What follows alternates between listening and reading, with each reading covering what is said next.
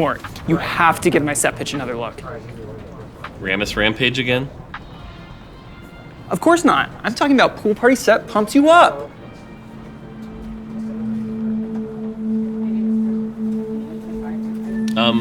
Yeah, let's talk about it later. I gotta go.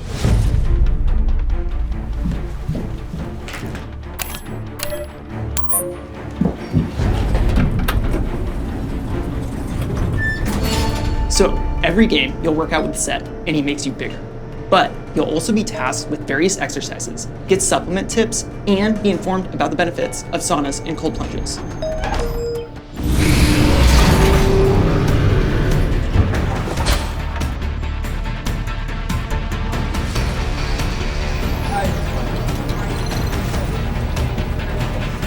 It's go time. Always has been.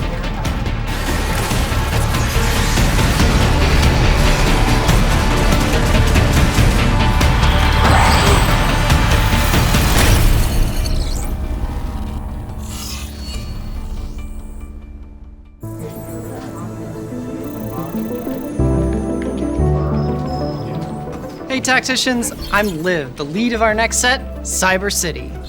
Cyber City is crawling with different factions, each vying for power, territory, and infamy.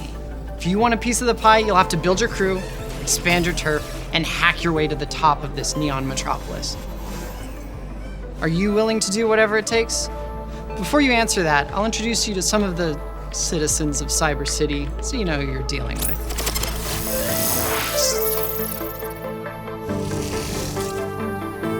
Street Demons is the perfect trait to make your mark on the mean streets of Cyber City.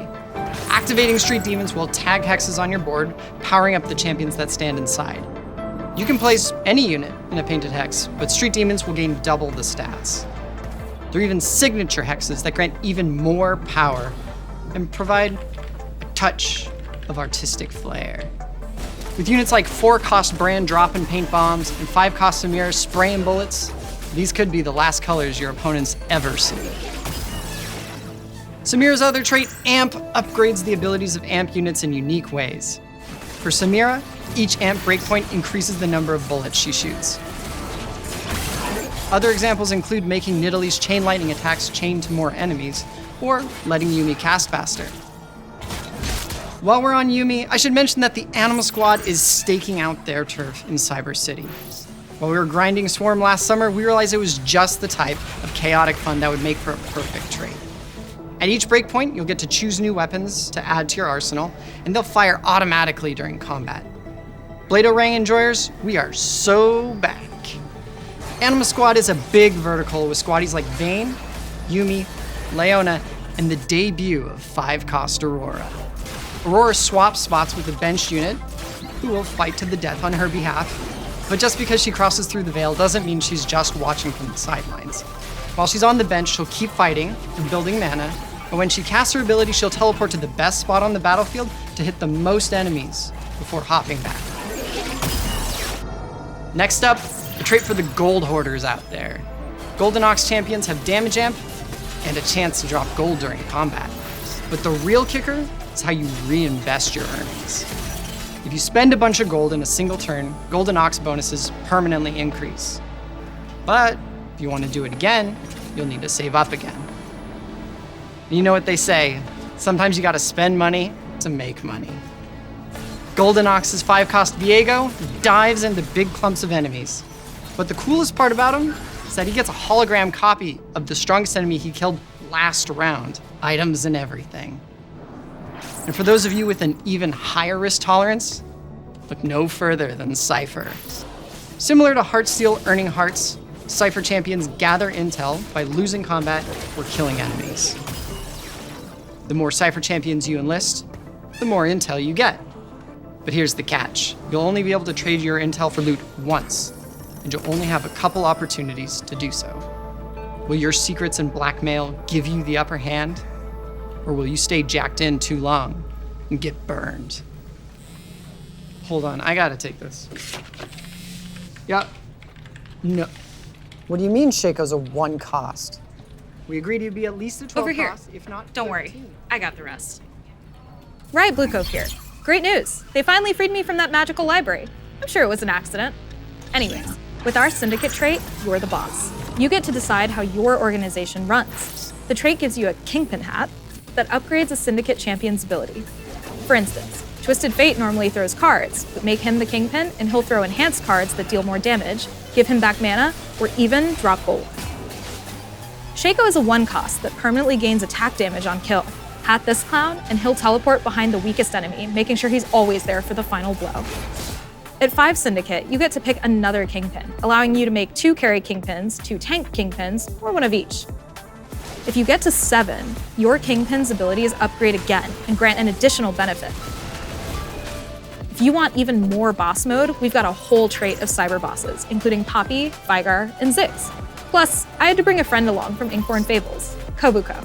He's the bossiest of all. And this isn't even their final form. That's better. When they level up, they'll get bigger, and their abilities will hit a larger area. Kobuko's the 5-cost, and his 2-part ability knocks up and stuns nearby enemies, then slams them into the ground. Ouch. If his health gets low enough, his much-feared secondary health bar will appear, this time as a shield that upgrades the size of his ability for the rest of combat. Do I hear boss music? Alright, let me introduce you to a couple 5-costs. Renekton is the legendary unit for the Divinicore vertical, the benevolent corporation that grants everyone allied to the corporation benefits depending on the Divinicore executives that are fielded. Divinicore's interests are your best interests. As Divinicore's overlord, Renekton will trade access to clean water and public infrastructure for personal gain. I'm kidding. That'd be horrific. He just butchers an ally behind him, gaining a percentage of their health and attack damage. We're also bringing 2 threat-like 5-costs to make your late-game boards extra flexible. Garen will help you weave together trait combos like a god of the trait web, or as we like to call him, god of the net. After fielding Garen, he'll pop up an armory of trait mods that can reprogram units in your army to benefit from another trait, but not contribute to it. Field him for long enough, and you could theoretically reprogram your entire army. You can have as many trait mods as you have units, but every time you pick one, the number of rounds you have to wait will increase by 1. He's also a flexible tank that can slow down your opponent by dropping the banhammer. For Demacia, or whatever trait mods you get. The other threat-esque 5-cost is the malware extraordinaire Zac. If you field this virus, he infects your shop with pop-ups, or as he likes to call them, bloblets, granting Zac extra max health. As he bounces on nearby enemies, he'll stun them and deal damage. But just like that USB you found in the parking lot, Zac's the type of malware that's hard to get rid of. Whittle down his HP enough and he'll split into 2 healthier copies. Okay, this next one you won't want to miss. What the heck? I'm in. Oh, hey folks. I'm Matt, the designer behind Hex, the set mechanic for Cyber City.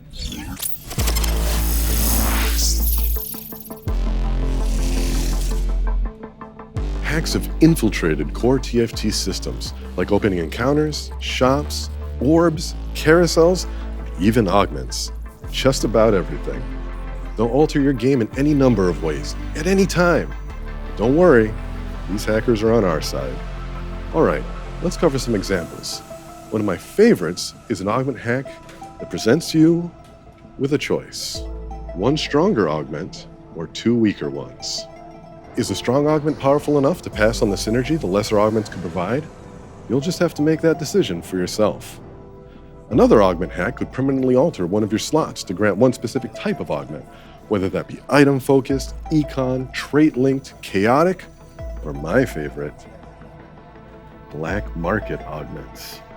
These are augments from past sets that have been vaulted, things like Cursed Crown, Everything Must Go, and even Think Fast. As I mentioned earlier, opening encounters can be hacked too. Maybe your opener will add the occasional lucky shops to appear with tailored units to fit your comp. Another shop-related hack could cause 2-star champs to appear instead of 1-stars as you roll. These wouldn't be hacks if we didn't have a few callbacks to the glitched carousels from Monsters Attack. We're talking carousels with extra items or anvils. There are way more hacks to encounter in Cyber City, and to all appear to everyone in the lobby at equal rates because, as I mentioned, these are benevolent hackers, just spreading happy little accidents. Alright, I'll patch you into the Singapore team to tell you about cosmetics.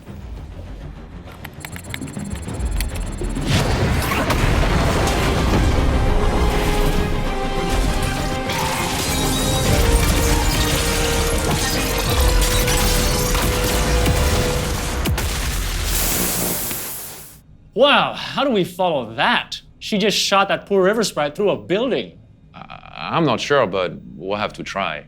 Hi everyone, Tommy and I are back with a snapshot of the cosmetics coming with Cyber City's release patch, and a little bit beyond.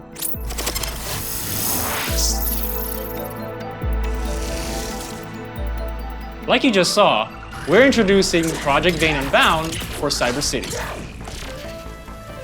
She'll release alongside our most futuristic arena yet, Project Edgefall, which will take you on an endless elevator ride from the tip-tops of skyscrapers to the depths of Cyber City.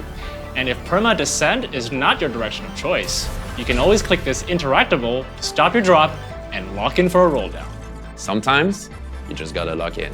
And nobody knows that better than Chibi Forecast Jana, who is currently live in the Convergence. And she didn't spend 5 years studying journalism for you to go A. We're adding Chibi Forecast Jana with our release patch to brighten up your balls with a high chance of high rolls. So let those low rolls be lost in time, like tears in rain. After that, just one patch into Cyber City, we'll be adding the set's Prestige Chibi Tactician. All I can say now is that it's going to be Yone, and it will be inspired by both the Dawnbringer and Nightbringer thematic. All right, before we pass it up to the Double Up team for an exciting update, we want to share one more thing that's been swirling in our minds.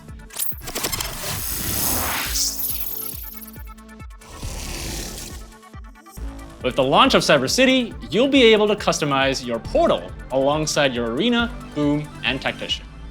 We'll have deeply thematic portals like this project-inspired one, or this one that's certain to blow you away. We'll also have some that are more subtle. Portals are a form of personalization we've worked on for a long time. I mean, they're what our tacticians use to travel throughout the Convergence, right? We'll have more information on which are being released and how they'll be obtained closer to the set's launch. All right, shall we play a game of Double Up?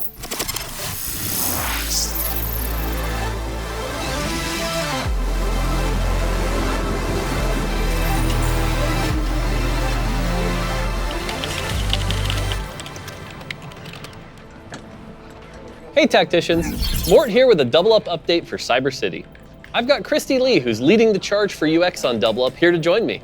Happy to be back, and even happier to announce that Double Up is officially graduating from Workshop and entering a new and improved era as an evergreen mode in TFT. Since we announced Double Up lobbies during the Macau Open, we won't dive too deep into them here. But in case you missed it, the new lobby system will allow you to queue for Double Up with up to 7 of your friends. There will be no restrictions for who you can partner with based on rank. But for our hardcore challenger level players, we'll have some small adjustments that protect the competitive spirit at the top of the ladder. But let's discuss the changes we're making on the gameplay side, starting with the Teamwork Cannon, which is powered entirely by friendship. The Teamwork Cannon is replacing the Rune of Allegiance to be Double Up's new way to send champions to your teammate. And now, you'll be able to trade items too. Which you can do at any time in planning or combat. Yep. It'll remain on your bench for your convenience. Once you send something, it'll go on cooldown for a few combat rounds. We're also updating GIF armories. GIFs are free again, and we're implementing some clarity and visual improvements such as team colors, updated lobby screens, and more that should make you feel more like a team. And this is just the beginning. Double Up has become an essential part of TFT, and we're committed to giving it the time and attention it deserves. Synergy! Thanks for tuning in for our Double Up update. Next up, esports. Double Up updates? Interesting. Something for our pros to consider. I'm Max, and I'm here to share upcoming additions to our TFT competitive ecosystem.